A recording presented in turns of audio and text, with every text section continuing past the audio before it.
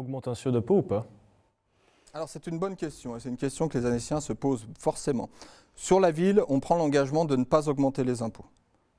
Par contre, sur l'agglomération, c'est une question qui reste ouverte. Et vous voyez, je suis franc jusqu'au bout parce que j'allais dire le clientélisme et l'électoralisme auraient voulu que je vous réponde non, comme font tout le monde. Je vois mes concurrents qui disent on n'augmente pas les impôts. La réalité, c'est que quand il va falloir payer un tram à 300 millions d'euros, comment on fait?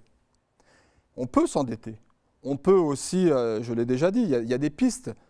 Mais peut-être, et ce sera discuté ensemble, collectivement avec tous les habitants, peut-être qu'aussi il peut y avoir à un moment donné la volonté, parce qu'on considérera collectivement que c'est la meilleure chose à faire, d'augmenter légèrement les impôts qui, je le redis aussi au passage, sont parmi les moins chers de France. Alors, ce n'est pas ma volonté de les augmenter, hein.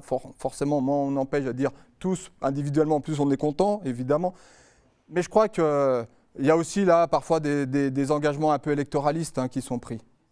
Je veux simplement citer que le versement transport, qui est une taxe payée par les entreprises, il va réaugmenter l'année prochaine. Donc quand je vois des candidats qui nous expliquent qu'ils ne vont pas augmenter les impôts, ils auront du mal à tenir la promesse parce que dès l'année prochaine, on se rendra compte qu'ils avaient tort.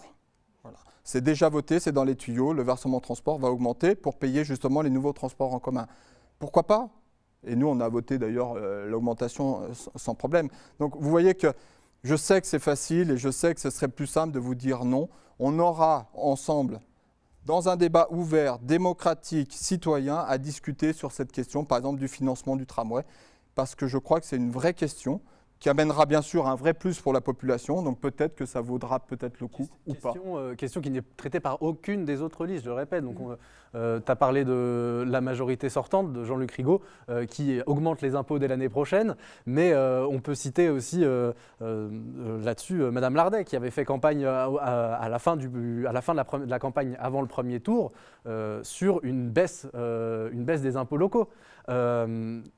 Comment on finance, alors qu'à côté, elle promettait évidemment un nouveau réseau de transport, Supraway, comment on finance ces nouveaux investissements avec, en parallèle, des baisses d'impôts? On sait que finalement, si je poursuis la logique de Madame Lardet, on va faire un nouveau réseau de transport, mais on va augmenter drastiquement la contribution des entreprises.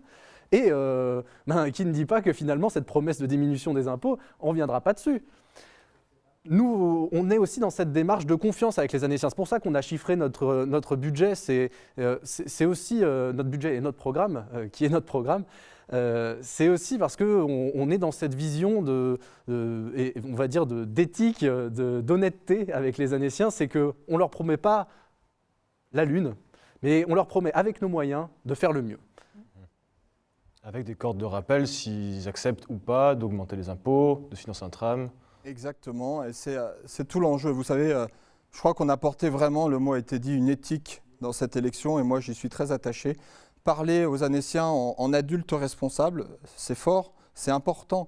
Vous savez, les Annéciens sont très bien capables de comprendre que si demain on est obligé d'investir 300 millions d'euros dans un tramway, bah forcément l'argent il ne tombe pas du ciel. Donc comment est-ce qu'on fait ?